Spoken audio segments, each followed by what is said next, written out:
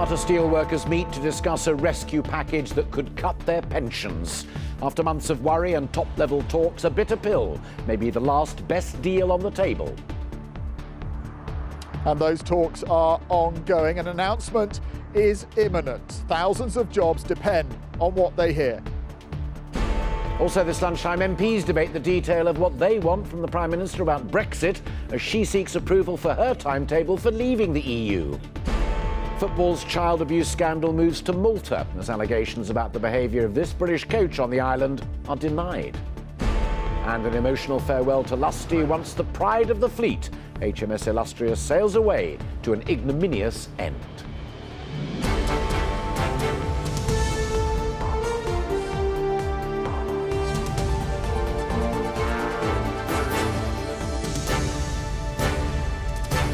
This is the ITV Lunchtime News with Alistair Stewart.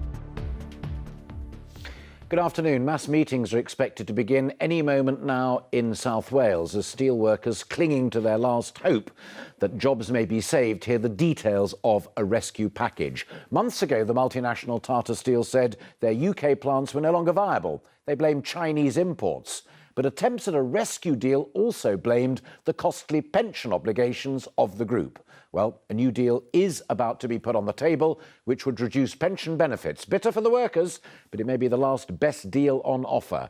Our Wales correspondent Rupert Evelyn is live there, as you just saw. But first, this report from Nick Wallace. How to make Port Talbot viable is a problem which has occupied its owners Tata Steel for most of the last 12 months. Today, unions and management discussed plans which could provide the solution. Details haven't yet been released, but it's thought Tata Steel will retain ownership of the site for now. Both blast furnaces will remain open, but workers will have to accept closure of the company's final salary pension scheme, moving on to a less generous defined benefit scheme instead. It's been a difficult year for the people of Port Talbot, but today's discussions offer a glimmer of hope. We feel a lot better this Christmas than we did last Christmas, where it looked like that was the end of it, the end of the works, the end of the steel industry in the UK. It's not a nice thing to be taking a hit with whatever, but I suppose what other choice do we have?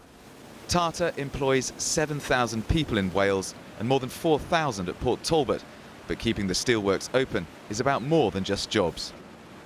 I think people have recognised that primary steel making, with both blast furnaces working there in Port Talbot, is vitally important for the British economy, not just for the economy but also for our national security. Most of South Wales supported Brexit at the referendum. The subsequent devaluing of the pound plus rising steel prices worldwide has helped stem the losses at the plant. If a deal can be agreed, the people of Port Talbot can enter 2017 with a degree of optimism. Nick Wallace, ITV News. And our Wales correspondent, there he is, Rupert Evelyn, live in Port Talbot. What's the latest that you're being able to tell us from there on the ground? Well, the meeting that has been going on for some hours now it's overrun. I think we had been briefed, the media had been briefed to expect something from the unions around about 12:15. Well, that was an hour and a quarter ago. I've just been in a text conversation with somebody who's in that meeting, and they're saying they're still not close to wrapping up. In terms of the specifics, we don't have those yet. I think the headlines are fundamentally going to be that the existing pension scheme, as we've heard, will be closed, and that blast furnace number 5 will be given a little bit more life to extend the 2 blast furnace operation here into the future for perhaps 5, 6, 7 years. I've got Kath Ringwald with me, who is a steel analyst. Kath, this is clearly a very important time, but a nervous time for people here as well, isn't it?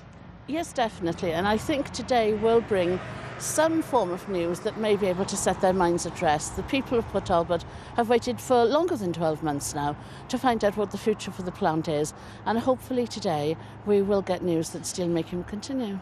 Whatever we hear, there will be no escaping, will there, that this is an extremely volatile industry, irrespective of what plan is put on the table? Absolutely. Even though steelmaking may continue here and the capacity to make steel will continue to exist, the steel industry is based globally on the balance between supply and demand. And at the moment, with very uncertain market conditions, post-Brexit trade arrangements and possible changes to steelmaking in America. We still face quite an uncertain future for the industry. And we've got a little bit more time, but a guarantee, if we hear it, we should be perhaps wary of. You can't make guarantees in this business, can you? No, not really. I mean, we're guaranteeing a short-term future for the plant, an extension of its life, and the possibility that with good management it will have a longer future, but no guarantees. All right, thank you very much, Kath. It is, as we say, a very nervous time for thousands of people here. The announcement is imminent, and of course we will bring it to you when we get it. All right, Rupert and your guest, thank you both very much. MPs on both sides of the Brexit debate are being asked this lunchtime to back the Prime Minister's plan to trigger the UK's departure from the European Union by March next year. Labour also wants her to commit to giving much more detail about her negotiating position. She said that she will, both before and after the Christmas break. But an hour ago, ministers refused point blank to answer one specific question, whether they wanted the UK to remain a part of the European Union's customs union. Well, our political correspondent Emily Morgan joins us live from inside the House of Commons. Emily, are they likely to get any more detail as this debate unfolds this afternoon? No, I don't think so. In all likelihood, we're not going to get any detail at all. But that is precisely what Labour want. It's why they called for this Opposition Day debate in the first place. It's just kick-started now. They're going to be debating all afternoon. The government have backed their motion, though. They say they will publish some sort of plan in return for Labour backing their timetable. So really this afternoon is an opportunity for MPs to put pressure on David Davis, the Brexit Secretary, to offer some sort of detail on what the plan will look like when it will be published and how detailed it will be. This is how Keir Starmer kick-started the debate. The focus is now where it ought to be, on the substance and not on the process. The terms upon which we leave the EU will define us and our country for many years, and this House and the public are entitled to know the approach that the government is intending to take. Well, the government is saying it will release detail in due course, but only when there's something significant to say. There may be several options, and it might be in our negotiating interest to keep more than one of them open. So surely that doesn't necessarily require that we specify in detail any individual pursuit. Well, Labour say they will continue to challenge the government. They want some sort of detailed plan by January, so they have time to debate it. Crucially, though, not vote on it. That decision is being decided by 11 Supreme Court judges at the moment. There's unlikely to be fireworks this afternoon. The motion will go through, but the Lib Dems are voting against, and that's prompted accusations that they're trying to thwart Brexit. Emily, thank you. Meanwhile, a man's been arrested on suspicion of sending racist messages to the businesswoman behind that Brexit legal challenge that Emily was just talking about. The 55-year-old's been accused of contacting Gina Miller online. Earlier this week, judges at the Supreme Court warned that threatening and abusing people who were exercising their legal rights undermined the rule of law. There have been claims this lunchtime that a former England football coach working in Malta abused boys whilst in the country. Bob Higgins, who was the former youth coach for Southampton and cleared of sexual abuse charges in the UK, worked in Malta in the 1990s. Well, the FA there has held a press conference this morning, and Sally Lockwood joins us live now from Malta. So what have you been picking up on the ground, and what specifically have you heard from the Malta FA, Sally? Well, the MFA today confirmed that they employed Bob Higgins to coach youth players at this stadium here the same year that he was sacked by Southampton amid child abuse allegations. And at the same time that this press conference was taking place almost, the first allegation of abuse came forward here in Malta. It was made by a man anonymously to a local Maltese broadcaster.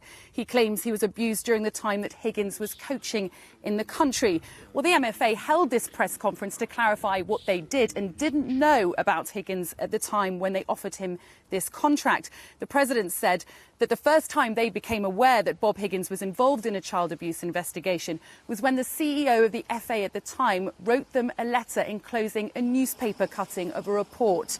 It was at this point they suspended his contract, but rehired him in 1992 after he was acquitted of 6 indecent assault charges against boys. He then came here to work in Malta for 2 years, and despite allegations and warnings of abuse in the UK, the MFA were adamant today there was no such rumour here at the time in Malta.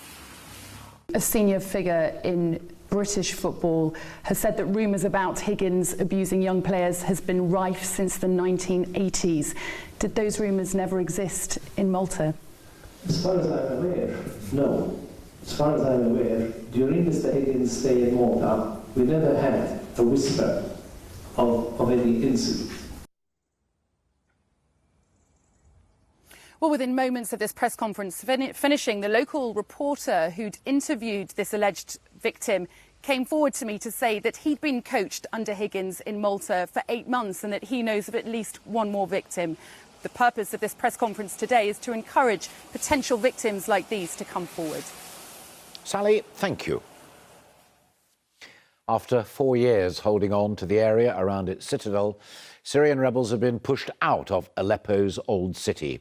The Syrian Observatory for Human Rights, the body that monitors the war there, said the retreat came after days of heavy fighting, with many fleeing during artillery fire last night. 15 people are said to have been killed in the bombardment. President Assad's forces now hold around 3/4 of eastern Aleppo. Here, an inquest has been hearing details of a crash which claimed the lives of the British indie band Viola Beach. All 4 band members, along with their manager, were killed when their car plunged into a canal in Sweden in February. The up-and-coming group, who were from Warrington, had just finished their first gig outside the UK. Well, Damon Green joins us live now from Warrington, where that inquest is being held. Damon, what has been said so far? Well, we're almost approaching the end of the evidence. The band were from Warrington. This is where they lived. This is where they broke through. And although they tragically lost their lives in Sweden, this is where the inquest has taken place. The coroner's been hearing evidence on the deaths of Chris Leonard, Jack Dakin, Tommy Lowe and River Reeves, who together formed the band Viola Beach, and they died along with their manager, Craig Tarry. It was Craig Tarry who was driving the vehicle that crashed into that vertical lifting bridge in Sweden in February this year. The band were on their way back from a festival. They were travelling back to their hotel.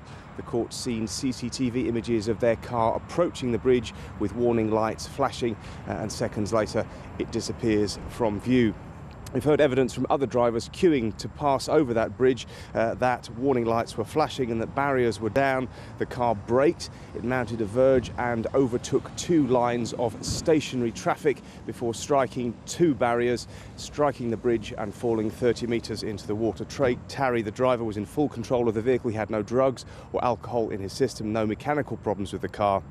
The coroner, Nicholas Reinberg, will deliver his verdict at 2:30 this afternoon.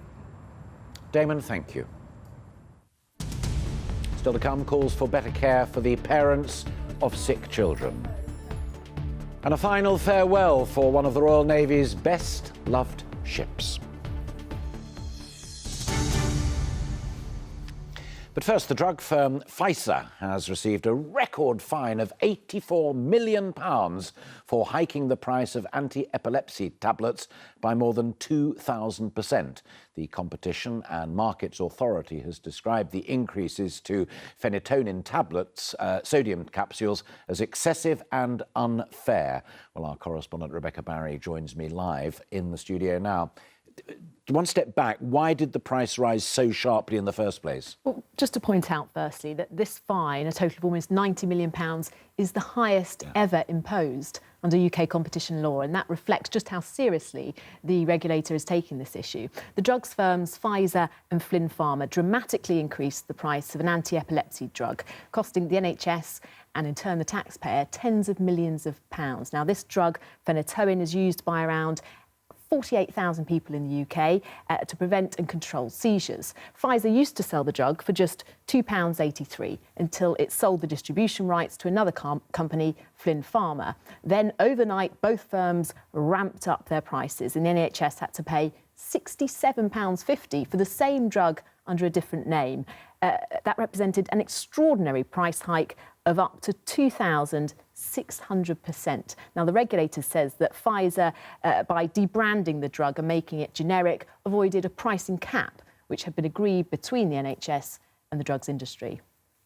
They took the opportunity of taking the drug out of price regulation, which is fine and legal, and then exploited that to increase prices to the NHS, not by 10% or 25%, but by between 780% and 2,600%. And the victims of that are the NHS and all who use the NHS, because the money could be spent on other things, and us all as taxpayers. And what's the reaction been to the fine? Well, epilepsy charities say that that money could have been used on much more vital care, for example, on specialist nurses for people with epilepsy. Pfizer say that they dispute the findings and that they will appeal against it. But we know that the Health Secretary has vowed to tackle excessive pricing, and we know there are other investigations underway, so we could see more big fines coming up in the future. Fascinating stuff. Rebecca, thank you. The prospect of having a child die from a terminal illness is not one any of us would ever want to contend with. The strain on siblings and parents of the 40,000 young people living with terminal conditions can be unbearable. New guidelines issued today by the health watchdog NICE emphasise the need for care for the whole family and not just the sick child. Sharon Thomas reports. Daisy is a rarity. At just 6 months old, she was diagnosed with Costello syndrome, which leaves her with severe epilepsy, a weakened heart and a greater risk of cancer. She's one of only 9 children in the UK with the condition. Daisy and her family from Surrey receive care from a children's hospice. It also supported Daisy's father when he died of cancer just before last Christmas. And my other 3 children have grown up really enjoying the support of the hospice as much as Daisy has. So the opportunity to talk and share and be supported is just as crucial for the children. It's their life as well. It's estimated that 40,000 children in England are living with a life-limiting condition. New guidance issued by the National Institute for Health and Care Excellence, NICE, recommends that healthcare professionals consider the needs of an entire family. It includes the devising of a care plan together, being aware of changing needs as an illness progresses, and ensuring the child is asked about his or her ambitions and wishes. We want everybody to be sensitive to the needs of the child and their family, because although it's absolutely a tragic thing to happen, the advice we've been given is that if the situation is managed as sensitively as possible, with as much support as possible, it can provide some long-term comfort for the family. Steph is now training to run her 4th marathon, raising money for a charity that has supported her and her family through their darkest hours. Sharon Thomas, ITV News. Well, with me here is Mina Anawala, who is a social worker with the Richard House Hospice in London.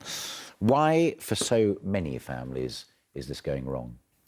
Well, we absolutely, first of all, welcome the guidance that's been issued by NICE. We're pleased that there's been consultation with families and with children. Too often, families say to us that they feel that support isn't available, there isn't coordination, the various departments aren't talking to each other, and I think the guidance now provides information and advice and support around some of those issues. But it's one of those curious things, isn't it? Because in a sense, the hospice movement grew up because it was better at doing it than the rest of the NHS. And aren't the NHS within their rights to say, you guys do what you do brilliantly, we'll do the rest? Well, they might do, but actually this is all about collaboration and working closely with our children and our families and giving families more choices. The guidance issues advice on hospice at home, children and families having more choices around where a child should die. But also we've got to remember that it's not always going to be about death and dying. This is about celebrating life, creating positive memories and providing opportunities for families and particularly parents who go through so much with needing advice, support, up-to-date information and also just a bit of a space to breathe and have some time out as well. Sure. One final point is almost a technical question. This is from NICE, which has enormous statutory influence in terms of guidance. Is there anything in this that the Department of Health and Jeremy Hunt need to grab and act upon? Well, one of the issues that's come out of the guidance is that the emphasis is on newborns up until the age of 17. So what we want to also focus on is what happens to children beyond the age of 17 and implementing best practice around that. All right. Thank you very much indeed for coming in. Thank you. Good to talk to you. Finally, a last farewell to one of the Royal Navy's best-loved ships. Well-wishers lined the harbour walls of Portsmouth this morning to wave farewell to HMS Illustrious. Affectionately, cheekily known as Lusty, the former aircraft carrier was making its final journey, alas, to a Turkish scrapyard. Suzanne Verdi has more. A sad farewell to a grand old lady of the sea. Aircraft carrier HMS Illustrious was towed out of Portsmouth this morning to be scrapped. Hundreds of people lined the harbour wall to witness her final voyage and a little bit of history. It's a very sad day, but also it's a real nice day to see Illustrious for the last time. You know, we've travelled since 6 o'clock this morning, got stuck a bit of traffic, a bit panicky, didn't know if we were going to make it, but we did, so, you know, it's been great. It's going to be scrapped because it's too old to fight anymore. Illustrious, or Lusty as she's affectionately known by former crew, was officially decommissioned in 2014 after 32 years' service. She was at the forefront of major campaigns and was rushed to the Falklands so quickly her paint was only just dry. She was also deployed in Iraq and on many humanitarian aid missions. Despite her now peeling paint, she's worthy of her name, clocking up 900,000 nautical miles and circling the globe many times. She's now heading to Turkey, where she'll be broken up for scrap, earning the government £2.1 million. She will, however, be forever illustrious, respected and admired for her past work. Suzanne Verdi, ITV News. And that is it this lunchtime. The ITV Evening News is back at 6:30. The weather is next and the news where you are. But for now, from all of us here, bye-bye.